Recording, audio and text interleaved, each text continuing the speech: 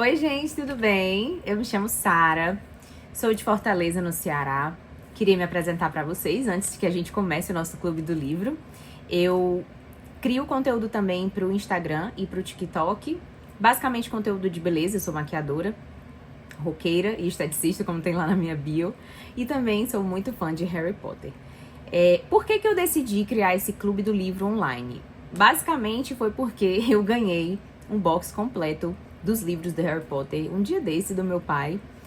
E eu fiquei tão emocionada que eu pensei assim, poxa, como eu posso contribuir, na verdade, como eu posso devolver esse presente que eu ganhei para as pessoas que também são fãs de Harry Potter, mas não vão ter disponibilidade ou tempo ou mesmo oportunidade de ter acesso a livrinhos assim, gente, tão novinhos, tão lindos, tão perfeitos, né?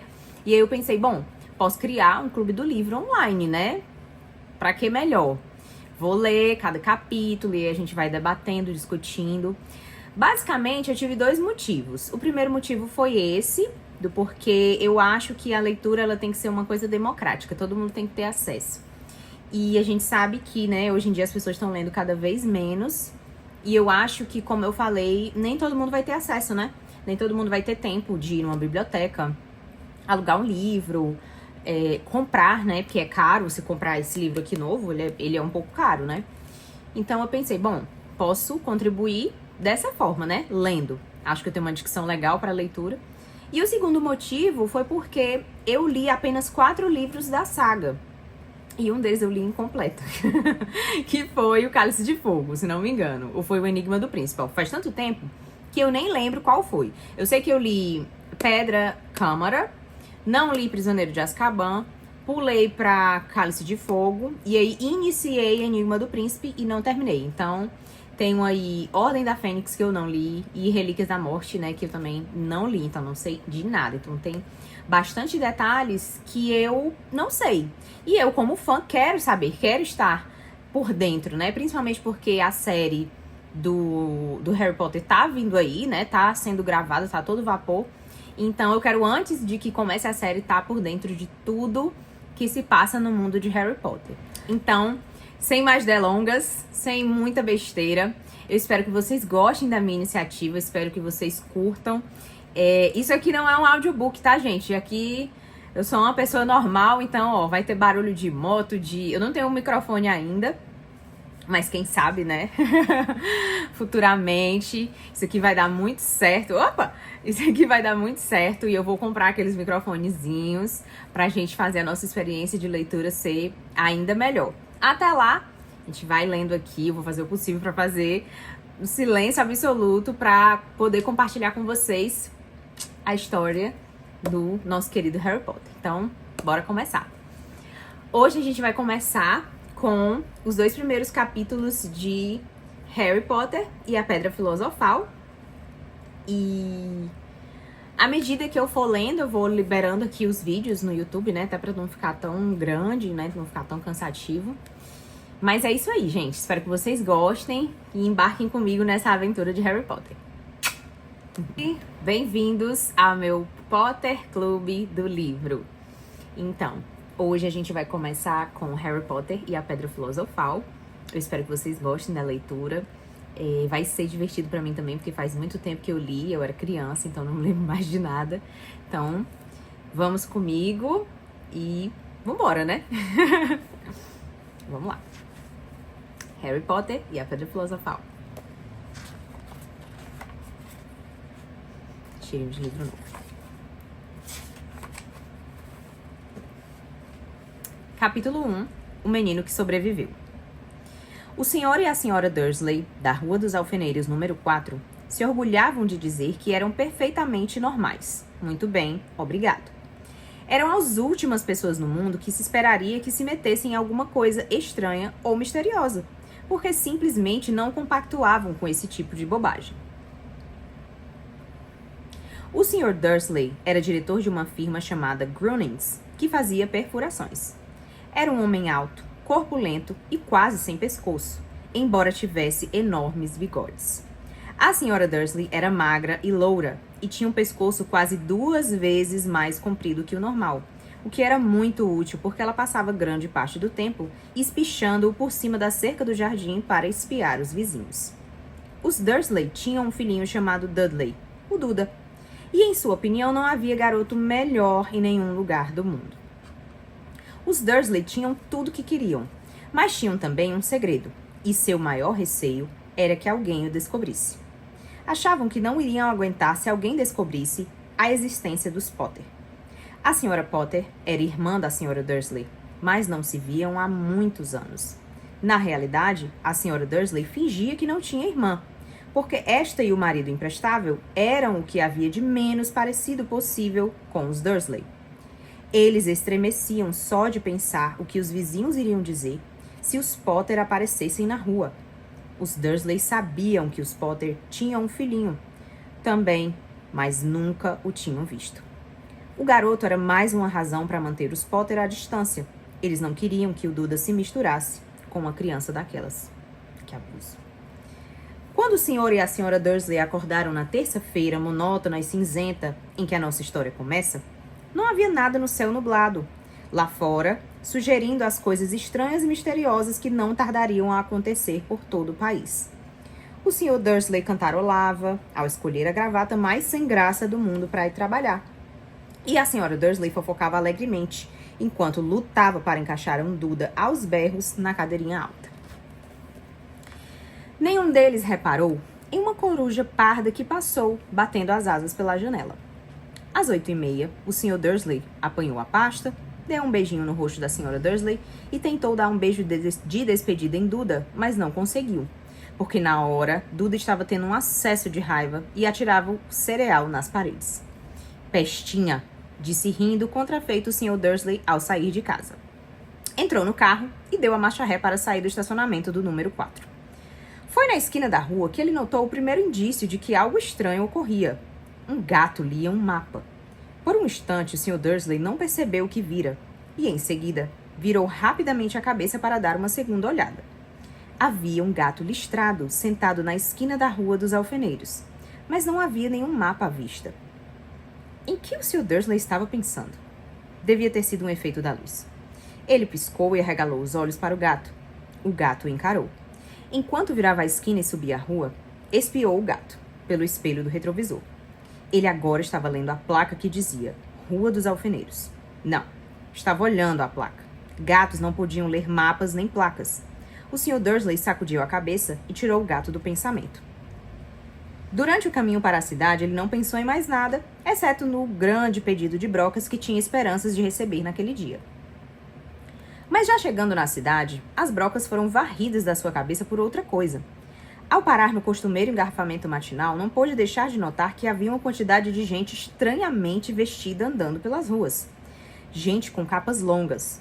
O Sr. Dursley não tolerava gente que andava com roupas ridículas. Os trapos que se viam nos jovens. Imaginou que aquilo fosse uma nova moda idiota. Tamborilou os dedos no volante e seu olhar recaiu em um grupinho de excêntricos parados bem perto dele. Cochichavam animados. O Sr. Dursley se irritou ao ver que alguns deles nem eram jovens. Ora, aquele homem devia ser mais velho do que ele e usava uma capa verde esmeralda. Que petulância! Mas então ocorreu ao Sr. Dursley que se tratava provavelmente de alguma promoção boba. Essas pessoas estavam, obviamente, arrecadando alguma coisa. Devia ser isso. O tráfego avançou e, alguns minutos depois, o Sr. Dursley chegou ao estacionamento da Grunnings, o pensamento de volta às brocas. O Sr. Dursley sempre sentava de costas para a janela em seu escritório no 9º andar. Se não fizesse, talvez tivesse achado mais difícil se concentrar em brocas naquela manhã.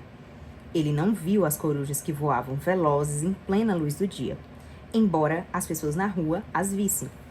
Elas apontavam e se espantavam, enquanto coruja atrás de coruja passava no alto. A maioria jamais vira uma coruja, mesmo à noite. O Sr. Dursley, porém, teve uma manhã perfeitamente normal sem corujas. Gritou com 5 pessoas diferentes, deu vários telefonemas importantes e gritou mais um pouco. Estava de excelente humor até a hora do almoço, quando pensou em esticar as pernas e atravessar a rua para comprar um pãozinho doce na padaria de frente. Esquecera completamente as pessoas de capas, até passar por um grupo delas próximo à padaria. Olhou-as com raiva ao passar.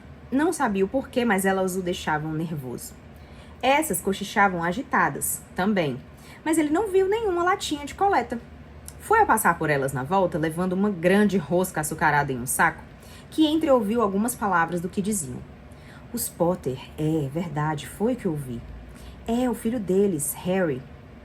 O Sr. Dursley parou de repente. O medo invadiu. Virou a cabeça para olhar as pessoas que cochichavam como se quisesse dizer alguma coisa, mas pensou melhor.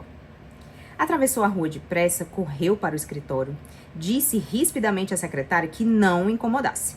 Agarrou o telefone e quase terminara de discar o número de casa quando mudou de ideia. Pôs o fone no gancho, alisou os bigodes pensando. Não, estava agindo como um idiota. Potter não era um nome tão fora do comum assim. Tinha certeza de que havia muita gente chamada Potter com um filho chamado Harry. Pensando bem, nem sequer tinha certeza de que o sobrinho tivesse o nome de Harry. Jamais vira um menino. Talvez fosse Ernesto ou Eduardo. Não tinha sequer sentido procurar a Sra. Dursley. Ela sempre ficava tão perturbada à simples menção da irmã. Não a culpava. Se ele tivesse uma irmã como aquela... Mas mesmo assim, aquelas pessoas de capa... Achou bem mais difícil se concentrar nas brocas aquela tarde. E quando deixou o edifício às 5 horas, continuava tão preocupado que deu um encontrão em alguém parado ali à porta. Desculpe, murmurou. Quando o velhinho cambaleou e quase caiu. Levou alguns segundos até o Sr. Dursley perceber que o homem estava usando uma capa roxa. Não parecia nada aborrecido por ter sido quase jogado ao chão. Ao contrário, seu rosto se abriu em um largo sorriso e ele disse numa voz esganiçada que fez os passantes olharem. Não precisa pedir desculpas, caro senhor, porque nada poderia me aborrecer hoje. Alegre-se, porque você sabe quem finalmente foi-se embora. Até trouxas como o senhor deveriam estar comemorando um dia tão feliz. E o velho abraçou o Sr. Dursley pela cintura e se afastou. O Sr. Dursley ficou pregado no chão. Fora abraçado por um completo estranho. E também achava que fora chamado de trouxa, o que quer que isso quisesse dizer. Estava abalado. Correu para o carro e partiu para casa, esperando que estivesse imaginando coisas, o que nunca esperara que fizesse porque não aprovava a imaginação. Quando estacionou na casa de número 4, a primeira coisa que viu, e isso não melhorou seu estado de espírito, foi o gato listrado que notara aquela manhã. Agora ele estava sentado no muro do jardim. Tinha certeza de que era o mesmo. As marcas em volta dos olhos eram as mesmas. Chispa! Disse o Sr. Dursley em voz alta. O gato não se mexeu. Apenas lançou-lhe um olhar severo. Será que isto era um comportamento normal para um gato? Pensou o Sr. Dursley. Continuava decidido a não comentar nada com a esposa. A Sra. Dursley tivera um dia normal e agradável. Contou-lhe durante o jantar os problemas da senhora do lado com a filha e ainda que Duda aprendera uma palavra nova. Nunca. O Sr. Dursley tentou agir normalmente depois que Duda foi se deitar. Ele chegou à sala em tempo de ouvir o último noticiário noturno. E, por último, os observadores de pássaros em toda parte registraram que as corujas do país se comportaram de forma muito estranha hoje. Embora elas normalmente caçem à noite e raramente apareçam à luz do dia, centenas desses pássaros foram vistos hoje voando em todas as direções desde o alvorecer. Os especialistas não sabem explicar por que as corujas de repente mudaram seu padrão de sono. O locutor se permitiu um sorriso. Muito misterioso. E agora, com Jorge Mendes, o nosso boletim meteorológico. Vai haver mais tempestades de corujas hoje à noite, Jorge? Bom, Eduardo, disse o meteorologista. Não sei lhe dizer, mas não foram só as corujas que se comportaram de modo estranho hoje. Ouvintes de todo o país têm telefonado para reclamar que, em vez do aguaceiro que prometi para ontem, eles têm visto chuvas de estrelas cadentes. Talvez alguém ande festejando a noite das fogueiras uma semana mais cedo este ano. Mas posso prometer para hoje uma noite chuvosa. O Sr. Dursley ficou paralisado na poltrona. Estrelas cadentes em todo o país. Corujas voando durante o dia. Gente misteriosa usando capas por todo lado. E um cochicho. Um cochicho a respeito dos Potter. A Sra. Dursley entrou na sala trazendo 2 xícaras de chá. Não adiantava, teria que lhe dizer alguma coisa. Pigarreou nervoso. Petúnia, querida, você não tem tido notícias de sua irmã ultimamente? Conforme esperava, a Sra. Dursley pareceu chocada e aborrecida. Afinal, normalmente fingiam que ela não tinha irmã. Não, respondeu ela, seca. Por quê? Uma notícia engraçada, murmurou o Sr. Dursley. Corujas, estrelas cadentes. E vi uma porção de gente de aparência estranha na cidade hoje. E daí? cortou a senhora Dursley. Bom, pensei talvez tivesse alguma ligação com, sabe, o pessoal dela. A senhora Dursley bebericou chá com os lábios contraídos. O Sr. Dursley ficou em dúvida se teria coragem de lhe contar que ouvira o nome Potter. Decidiu que não. Em vez disso, falou com a voz mais displicente que pôde. O filho deles teria mais ou menos a idade do Duda agora, não? Suponho que sim, respondeu a senhora Dursley, ainda seca. Como é mesmo o nome dele? Ernesto, não é? Harry, um nome feio e vulgar, se quer saber minha opinião. Ah, é? Disse o Sr. Dursley, sentindo um aperto horrível no coração. É, concordo com você. Não disse mais nenhuma palavra sobre o assunto a caminho do quarto, quando foram se deitar.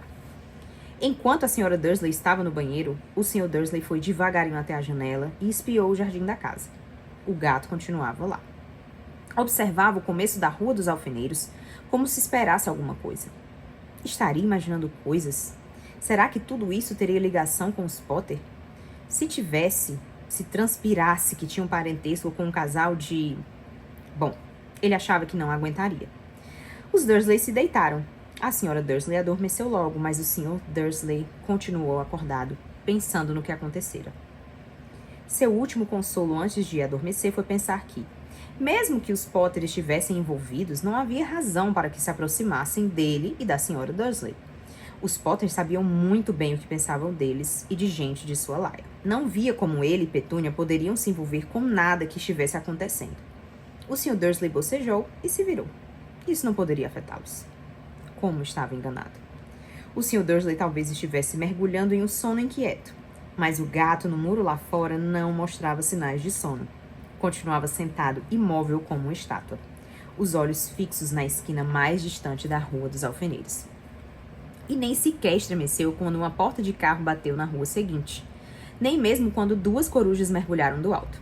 Na verdade, era quase meia-noite quando o gato se mexeu. Um homem apareceu na esquina que o gato estivera vigiando. Apareceu tão súbita e silenciosamente que se poderia pensar que tivesse saído do chão. O rabo do gato tremelicou e seus olhos se estreitaram. Ninguém jamais vislumbrara nada parecido com este homem na Rua dos Alfeneiros. Era alto, magro e muito velho. A julgar pelo prateado dos seus cabelos e de sua barba, suficientemente longos para prender no cinto. Usava vestes longas, uma capa púrpura que arrastava pelo chão e botas com saltos altos e fivelas. Seus olhos azuis eram claros, luminosos e cintilantes por trás dos óculos em meia-lua, e o nariz muito comprido e torto, como se o tivesse quebrado pelo menos 2 vezes. O nome dele era Alvo Dumbledore. Ai, gente, eu tô emocionada. Alvo Dumbledore não parecia ter consciência de que acabara de pisar numa rua onde tudo, desde o seu nome às suas botas, era mal visto. Estava ocupado apalpando a capa, procurando alguma coisa, mas parecia ter consciência de que estava sendo vigiado, porque ergueu a cabeça de repente para o gato que continuava a fitá-lo de outra ponta da rua. Por algum motivo, a visão do gato pareceu diverti-lo. Deu uma risadinha e murmurou: "Eu devia ter imaginado." Encontrou o que procurava no bolso interior da capa. Parecia um isqueiro prateado. Abriu, ergueu no ar e o acendeu. O lampião de rua mais próximo apagou-se com um estalido seco. Ele o acendeu de novo, o lampião seguinte piscou e apagou. 12 vezes ele acionou o apagueiro, até que as únicas luzes acesas na rua toda eram 2 pontinhos minúsculos ao longe, os olhos do gato que o vigiava. Se alguém espiasse pela janela agora, até a Sra. Dursley e seus olhos de contas não conseguiria ver nada que estava acontecendo na calçada. Dumbledore tornou a guardar o apagueiro na capa e saiu caminhando pela rua em direção ao número 4, onde se sentou no muro ao lado do gato. Não olhou para o bicho, mas, passado algum tempo, dirigiu-se a ele. "Imaginei encontrar a senhora aqui, professora Minerva McGonagall." E virou-se para sorrir para o gato, mas este desaparecera. Em vez dele, viu-se sorrindo para uma mulher de aspecto severo, que usava óculos de lentes quadradas, exatamente do formato das marcas que o gato tinha em volta dos olhos. Ela também usava uma capa esmeralda, trazia os cabelos pretos presos num coque apertado, e parecia decididamente irritada. "Como soube que era eu?" perguntou. "Minha cara professora, Nunca vi um gato se sentar tão duro. O senhor estaria duro se tivesse passado o dia todo sentado em um muro de pedra, respondeu a professora Minerva. O dia todo? Quando podia estar comemorando? Devo ter passado por mais de 10 festas e banquetes a caminho daqui. A professora fungou aborrecida. Ah, sim, vi que todos estão comemorando, disse impaciente. Era de esperar que fossem um pouco mais cautelosos, mas não. Até os trouxas notaram que alguma coisa estava acontecendo. Deu no telejornal. Ela indicou com a cabeça as salas escuras dos Dursley. Eu ouvi. Bandos de corujas, estrelas cadentes. Ora, eles não são completamente idiotas. Não podiam deixar de notar alguma coisa. Estrelas cadentes em Kent. Aposto que foi coisa do Dédalo Diggle. Ele nunca teve muito juízo. Você não pode culpá-los, ponderou Dumbledore educadamente. Temos tido muito pouco que comemorar nos últimos 11 anos. Sei disso, retrucou a professora mal-humorada. Mas não é razão para perdermos a cabeça. As pessoas estão sendo completamente descuidadas. Saem às ruas em plena luz do dia sem nem ao menos vestir roupas de trouxa. E espalham boatos. De esguelha, lançou um olhar atento a Dumbledore, como se esperasse que ele dissesse alguma coisa, mas ele continuou calado. Por isso ela recomeçou. Ia ser uma graça se no próximo dia em que você sabe quem parece ter finalmente ido embora, os trouxas descobrissem a nossa existência. Suponho que ele realmente tenha ido embora. Não é, Dumbledore? Parece que não há dúvida. Temos muito que agradecer. Aceita uma gota de limão? Uma o quê? Uma gota de limão.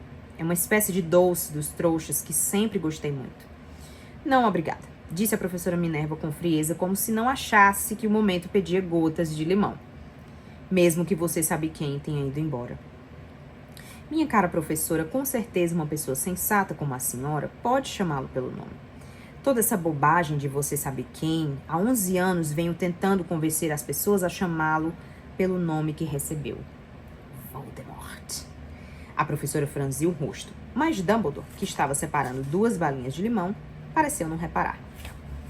Tudo fica tão confuso quando todos não param de dizer você sabe quem. Nunca vi nenhuma razão para ter medo de dizer o nome de Voldemort. Sei que não vê, disse a professora parecendo meio exasperada, meio admirada. Mas você é diferente. Todo mundo sabe que é o único de quem você sabe... Ah, está bem.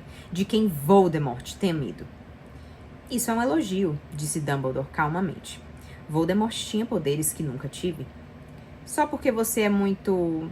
bem, nobre para usá-los. É uma sorte estar escuro. Nunca mais corei assim desde que Madame Pomfrey me disse que gostava dos meus abafadores de orelha novos. A professora Minerva lançou um olhar severo a Dumbledore e disse: As corujas não são nada comparadas aos boatos que correm. Sabe o que todos estão dizendo? Por que ele foi embora? Que foi que finalmente o deteve? Aparentemente, a professora Minerva chegara ao ponto que estava ansiosa para discutir. A verdadeira razão pela qual estivera esperando o dia todo em cima de um muro frio e duro. Porque nem como gato, nem como mulher, ela fixara antes um olhar tão penetrante em Dumbledore como agora. Era óbvio que, o que quer que fosse que todos estavam dizendo, ela não iria acreditar até que Dumbledore confirmasse ser verdade. Dumbledore, porém, estava pegando mais uma gota de limão e não respondeu. O que estão dizendo, continuou ela, é que a noite passada Voldemort apareceu em Godric's Hollow. Foi procurar os Potter. O boato é que Lilian e Tiago Potter que eles estão mortos. Dumbledore fez que sim com a cabeça. A professora Minerva perdeu o fôlego. Lilian e Tiago? Não posso acreditar. Não quero acreditar. Ah, alvo. Dumbledore estendeu a mão e deu-lhe um tapinha no ombro. Eu sei, disse deprimido. A voz da professora Minerva tremeu ao prosseguir. E não é só isso. Estão dizendo que ele tentou matar o filho dos Potter, Harry. Mas não conseguiu. Não conseguiu matar o garotinho. Ninguém sabe o porquê, nem como. Mas estão dizendo que na hora que não pôde matar Harry Potter, por alguma razão, o poder de Voldemort desapareceu. E é por isso que ele foi embora. Dumbledore concordou com a cabeça. Sério. É verdade, gaguejou a professora. Depois de tudo que ele fez, todas as pessoas que matou, não conseguiu matar um garotinho? É simplesmente espantoso. De tudo que poderia detê-lo. Mas por Deus, como foi que Harry sobreviveu? Só podemos imaginar, disse Dumbledore. Talvez nunca cheguemos a saber. A professora Minerva pegou um lenço de renda e secou com delicadeza os olhos por baixo das lentes dos óculos. Dumbledore deu uma grande fugada e, ao mesmo tempo que tirava o relógio dourado do bolso, e o examinava. Era um relógio muito estranho. Tinha 12 ponteiros, mas nenhum número. Em vez deles, pequenos planetas giravam à volta. Mas devia fazer sentido para Dumbledore, porque ele o repôs no bolso e disse: Hagrid está atrasado a propósito. Foi ele que lhe disse que eu estaria aqui, eu suponho. Foi. E suponho que você não vai me dizer por que está aqui e não em outro lugar. Vim trazer Harry para o tio e a tia. Eles são a única família que lhe resta. Você não quer dizer, não pode estar se referindo às pessoas que moram aqui, exclamou a professora Minerva, pulando de pé e apontando para o número 4. Dumbledore, você não pode. Estive observando a família o dia todo. Você não poderia encontrar duas pessoas menos parecidas conosco. E tem um filho, viu dando chutes na mãe até a rua, berrando porque queria balas. Harry Potter vir morar aqui? É o melhor lugar para ele, disse Dumbledore com firmeza. Os tios poderão lhe explicar tudo quando ele for mais velho. Escrevi-lhes uma carta. Uma carta, repetiu a professora com a voz fraca, sentando-se novamente no muro. Francamente, Dumbledore, você acha que pode explicar tudo isso em uma carta? Essas pessoas jamais vão entendê-lo. Ele vai ser famoso, uma lenda. Eu não me surpreenderia se o dia de hoje ficasse conhecido no futuro como o dia de Harry Potter. Vão escrever livros sobre Harry. Todas as crianças no nosso mundo vão conhecer o nome dele. Exatamente, disse Dumbledore, olhando muito sério por cima dos óculos de meia-lua. Isto seria o bastante para virar a cabeça de qualquer menino. Famoso antes de saber andar e falar. Famoso por alguma coisa de que ele nem vai se lembrar. Você não vê que ele estará muito melhor de crescer, se crescer longe de tudo isso até que tenha capacidade de compreender? A professora abriu a boca. Mudou de ideia, engoliu em seco, e então disse: É. Você está certo, é claro, mas como é que o garoto vai chegar aqui, Dumbledore? Ela olhou para a capa dele de repente, como se lhe ocorresse que talvez escondesse Harry ali. Hagrid vai trazê-lo. Você acha que é sensato confiar a Hagrid uma tarefa importante como essa? Eu confiaria a Hagrid minha vida. Ai, gente, respondeu Dumbledore. Não estou dizendo que ele não tem o coração no lugar, concedeu a professora de má vontade. Mas você não pode fingir que ele é cuidadoso, que tem uma tendência a... O que foi isso? Um ronco discreto quebrara o silêncio da rua. Foi aumentando cada vez mais enquanto eles olhavam para um lado e para o outro da rua, à procura de um sinal de faróis de carro. O ronco se transformou num trovão quando os dois olharam para o céu, e uma enorme motocicleta caiu do ar e parou na rua diante deles. Se a motocicleta era enorme, não era nada comparada ao homem que a montava.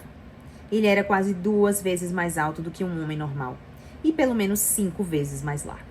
Parecia simplesmente grande demais para existir, e tão selvagem. Emaranhados de barba e cabelos pretos, longos e grossos, escondiam a maior parte de seu rosto. As mãos tinham o tamanho de uma lata de lixo, e os pés calçados com botas de couro pareciam filhotes de golfinhos. Em seus braços imensos e musculosos, ele segurava um embrulho de cobertores. Hagrid! Exclamou Dumbledore, parecendo aliviado. Finalmente! E onde foi que arranjou a moto? Pedi emprestada, professor Dumbledore, respondeu o gigante, desmontando cuidadosamente da moto ao falar. O jovem Sirius me emprestou. Trouxe ele, professor. Não teve nenhum problema. Não, senhor. A casa ficou quase toda destruída, mas consegui tirá-lo inteiro antes que os trouxas invadissem o lugar. Ele dormiu enquanto estávamos sobrevoando Bristol. Dumbledore e a professora Minerva curvaram-se para o embrulho de cobertores. Dentro, mal visível, havia um menino, que dormia a sono solto. Sob uma mecha de cabelos muito pretos caída sobre a testa, eles viram um corte curioso. Tinha a forma de um raio. Foi aí que... sussurrou a professora. Foi, confirmou Dumbledore. Ficará com a cicatriz para sempre. Será que você não poderia dar um jeito, Dumbledore? Mesmo que pudesse, eu não faria. As cicatrizes podem vir a ser úteis. Tenho uma acima do joelho esquerdo que é um mapa perfeito do metrô de Londres. Bem, me dê ele aqui, Hagrid. É melhor acabarmos logo com isso. Dumbledore recebeu Harry nos braços e virou-se para a casa dos Dursley. Será que eu podia me despedir dele, professor? Perguntou Hagrid. Ele curvou a enorme cabeça descabelada para Harry e lhe deu o que deve ter sido um beijo muito áspero e peludo. Depois, sem aviso, Hagrid soltou um uivo como de um cachorro ferido. Psiu! Sibilou a professora Minerva. Você vai acordar os trouxas. Desculpe, soluçou Hagrid, puxando um enorme lenço sujo e escondendo a cara nele. Mas não consigo suportar Lilian e Tiago mortos e o coitadinho do Harry ter de viver com os trouxas. É muito triste, mas controle-se, Hagrid, ou vão nos descobrir, sussurrou a professora, dando uma palmadinha desajeitada no braço de Hagrid, enquanto Dumbledore saltava a mureta de pedra e se dirigia à porta da frente. Depositou Harry devagarinho no batente, tirou uma carta da capa, meteu-a entre os cobertores do menino e, em seguida, voltou para a companhia dos dois. Durante um minuto inteiro, os três ficaram parados olhando para o embrulhinho. Os ombros de Hagrid sacudiram, os olhos da professora Minerva piscaram loucamente e a luz cintilante que sempre brilhava nos olhos de Dumbledore parecia ter se extinguido. Bem, disse Dumbledore finalmente, acabou-se. Não temos mais nada a fazer aqui, já podemos nos reunir aos outros para comemorar. Disse Hagrid com a voz muito abafada. Vou devolver a moto de Sirius. Boa noite, professora Minerva, professor Dumbledore. Enxugando os olhos na manga da jaqueta, Hagrid montou na moto e acionou o motor com um pontapé. Com um rugido, ela levantou voo e desapareceu na noite. Nos veremos em breve, eu espero, professora Minerva, falou Dumbledore, com um aceno de cabeça. A professora Minerva assoou o nariz em resposta. Dumbledore se virou e desceu a rua. Na esquina parou e puxou o apagueiro. Deu um clique e 12 esferas de luz voltaram aos lampiões de modo em que a Rua dos Alfeneiros de repente iluminou-se com uma claridade laranja. E ele divisou o gato listrado se esquivando pela outra ponta da rua. Mal dava para enxergar um embrulhinho de cobertores no batente do número 4. Boa sorte, Harry, murmurou ele. Girou nos calcanhares e, com o movimento da capa, desapareceu. Uma brisa arrepiou as cercas bem cuidadas da Rua dos Alfeneiros, silenciosas e imóveis sob o naquim do céu. O último lugar do mundo em que alguém esperaria que acontecessem coisas espantosas. Harry Potter virou-se dentro dos cobertores sem acordar. Sua mãozinha agarrou a carta ao lado, mas ele continuou a dormir, sem saber que era especial, sem saber que era famoso, sem saber que iria acordar dentro de poucas horas com o grito da Sra. Dursley, ao abrir a porta da frente para pôr as garrafas de leite do lado de fora. Nem que passaria as próximas semanas levando cutucadas e beliscões do primo Duda. Ele não podia saber que, naquele mesmo instante, havia pessoas se reunindo em segredo em todo o país, que erguiam os copos e diziam com vozes abafadas: a Harry Potter, o menino que sobreviveu. Gente, caramba! Eu fiquei emocionada lendo. Tava me segurando aqui pra não chorar. Uau! Olha, muita coisa aqui eu lembrava. Eu não lembrava, por exemplo, que a Sra. Dursley é loira. Não lembrava disso. Acho que pela questão do filme, né? Mas muita coisa eu lembrava. Eu lembrava dessa interação deles, né? Ela falando, ela ficando muito triste pelo fato da Lilian e do Tiago terem morrido. E aí, gente? Vocês estão ansiosos pro capítulo 2? Ai, eu tô demais. Bom, é isso. Espero que vocês tenham gostado. Nos vemos no capítulo 2 da nossa leitura do meu Potter Clube do livro do Harry Potter e a Pedra Filosofal. Então é isso. Até o próximo vídeo. Beijo!